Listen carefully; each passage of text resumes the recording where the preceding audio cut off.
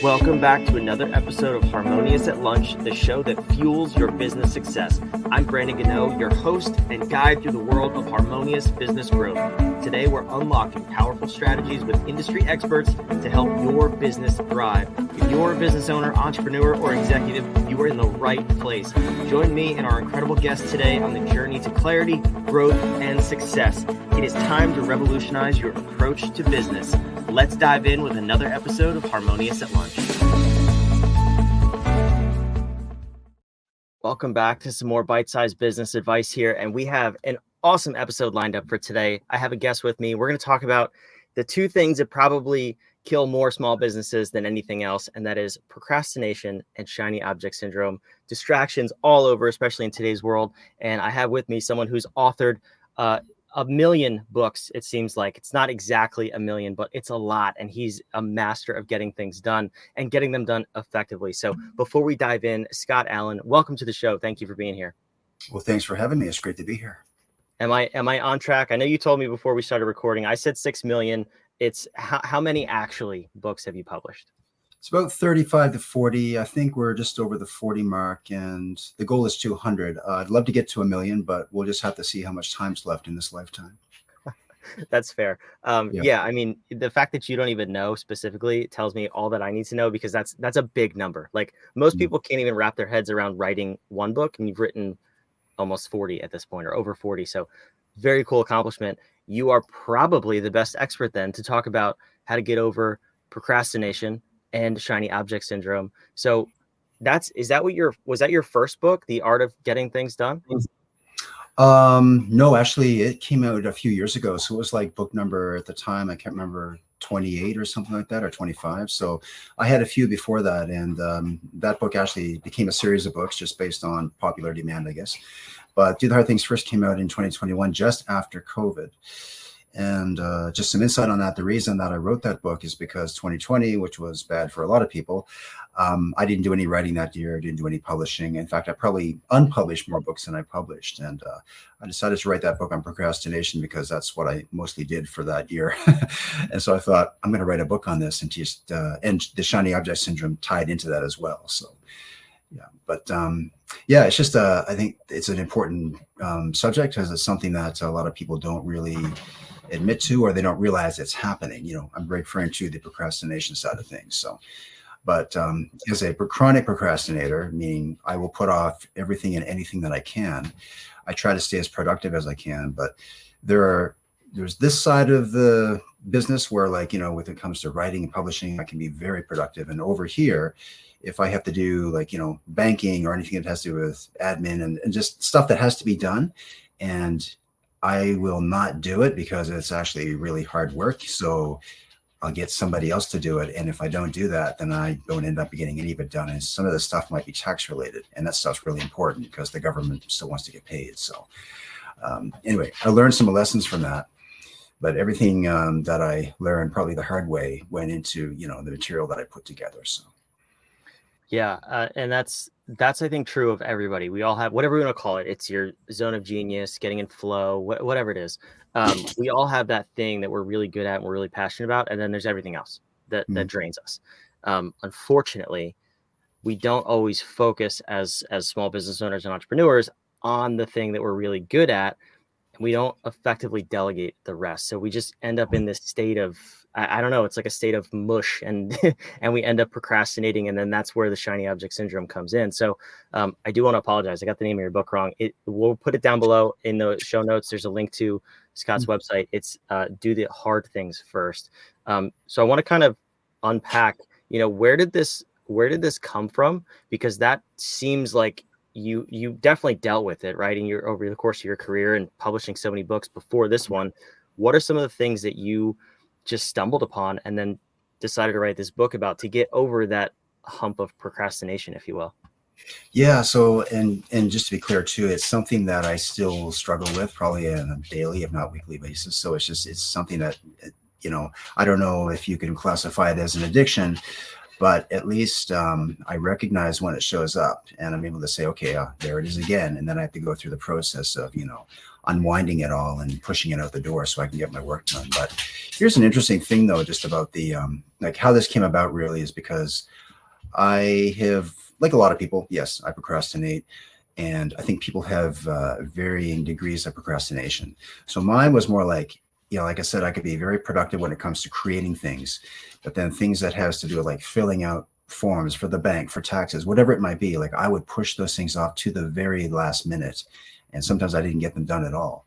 And that would have a negative consequence, obviously. Like if you, now I've never been late on paying my taxes or filing, but I've been very close. And the stress of that was so great. Like it almost put me in the hospital a couple of times. Right. And I realized like, and I did it every year. Like every year I would, would think, well, okay, I put it off to the last minute last year, but this year I'm not going to do it. And I would make a promise to myself. And sure enough, March would go by and April and May, and this the end of the year. And then, you have to get these things ready. And I would just be like, no, I'll do it tomorrow. I'll do it next week. And this pattern, is like a pattern of self-sabotage, right? So I basically had to just commit to doing something very like a small action every day that was going to be getting this thing done. So, at the end of the day, whether I was spending 10 minutes on it or at the end of the week, I was spending an hour on it. I had to work on, I'm just going to use like, putting your putting your financial records together or your taxes together as an example. But I had to commit to an hour at the end of the day or at the end of the week or at the end of the month and just lock that in. And when I didn't do it, it just became easier the next month to push it off and push it off. And that becomes the pattern, right? Because, that is the I guess it's like a comfort addiction where I'm not going to do it now. There's always going to be a later, but later is always going to arrive sooner than you think. And then, you may think you're going to have time at the end of it. You're like, I'm really going to crush it when I get really close to the deadline, and you don't know what's going to happen. So something could come up and you may not have time to do that thing. And now it's too late. And, I've done that with like things that application forms that if I just taken 20 minutes to fill them out and send them in, I would have gotten a lot of money back from the government, for example. But the thought of actually filling out the form was so stressful, I just didn't do it. It was sitting in my drawer, for example. So just things like that would pile up and pile up. And what happened is that I just got so tired of my own excuses and, seeing this failure again and again and again, that I just decided one day, I'm not doing this anymore. And although I still occasionally do it, I would say like I've reduced it by 80 to 90% by just doing the hard things first. By the way, what that really is about is, yes, overcoming procrastination. But at the core, it's actually about building trust with yourself. Because when you don't show up to do these things, you're actually, you're bailing on a commitment to yourself. You're holding yourself accountable, right? You're failing on your own promise. And that's where, you really feel the emotional pain of that. And it's not something that people can see, you're wearing it inside, right? So that's really what the book is intended to do, is to build that trust with yourself. So that's really interesting too. And I'm thinking that I am your ideal audience for this one because we're mentioning taxes, right? I've been late on filing my taxes. I've had to file an extension the last 3 years. Yay for me. That cost me even more money than the taxes would have originally. So that sucks. But then also I'm thinking I currently have like 10 items on my calendar that I just put tasks on my calendar that I have yet to get to. So it's this, it's not really urgent. It's not important. There will come a time when it's both urgent and important, but we don't want to let it get to that point because it's just kind of eating away at your confidence within yourself. How much of the flip side of that is using your willpower to do these things? Like I'm sure you have a much better strategy than just like power through it and get it done. But what do you like? Unpack this for me. How can me specifically, the audience, you can listen in too, but how do I file my taxes on time and get these 10 things done that I absolutely do need to get done at this point? What's the strategy for that? So it's more of it's a strategy, but it's also a mindset shift. So for me, like the reason that I don't do these hard things is because they are not a priority, right? So for example, the taxes, right? Like, okay, let's just say it's January. I don't have to file until, the end of the year, for example. And so, in my mind, it's like, okay, well, that means I've got all year. Great. So that's not a priority right now. But I've got this other project that I've got to have ready in a few weeks. So that becomes the priority. But the thing is what I realized is like the longer that the more time that you can put towards a project, whether it's 6 months or 9 months, the longer you will just continue to put it off.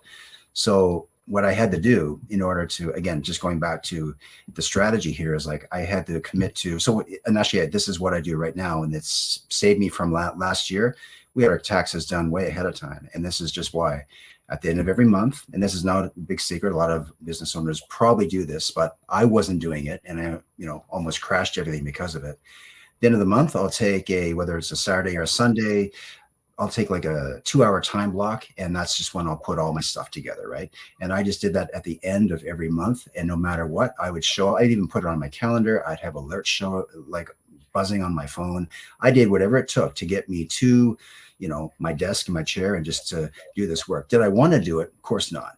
But I'll tell you, after I just put in that 2 hours, sometimes it was 3 hours at the end of the month, it's like I felt great, because now I was in a position of power, I was empowering myself to, and I knew at the end of the year, I was going to have everything all organized, and I had most of it organized. In fact, even my accountant was surprised. He goes, "Oh, this is a transformation from last year and the other few years when you brought everything to me in a box," so, but that's the thing, is like, it's easy to procrastinate on the things that are not really like, pushing you against the wall, saying, I've got to, it's not like the test that you have to write tomorrow, so you're cramming in, and I did a lot of that back in the day. I'm sure we all did, right? But the thing is, that behavior carried over into other things, that we don't realize years later. Like, I was still doing the same thing, only like you said, like, filing your taxes late, now you got to pay more money. So for the average, everybody out there who's listening, it's just a matter of, first of all, defining what your priorities are too. And that's the thing about, like,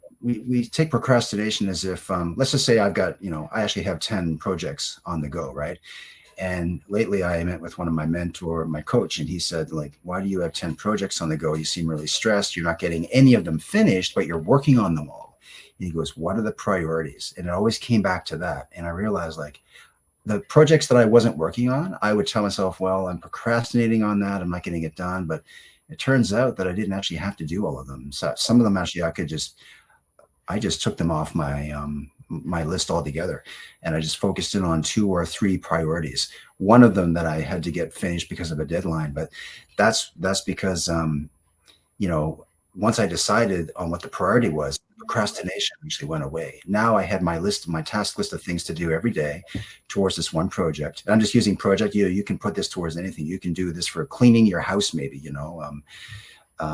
or whatever it is that you're putting off. The first thing you want to ask yourself is, how important is this thing? And maybe I'm not the one that needs to do it, right? So, and that's the other thing, is like, why do everything? One of my favorite books, actually, it's on my desk. It's Who Not How, by I think it's Dan Sullivan and Benjamin Hardy. Is like, you should always ask yourself, like, are you the one that has to do it, or you can just outsource it to somebody? And what I found is that most of the stuff that I didn't want to do, it had to be done. Didn't have to be done by me. So I just find someone else who I could outsource it to, And I think that's always the better option, especially if it's something that you continue putting off. So.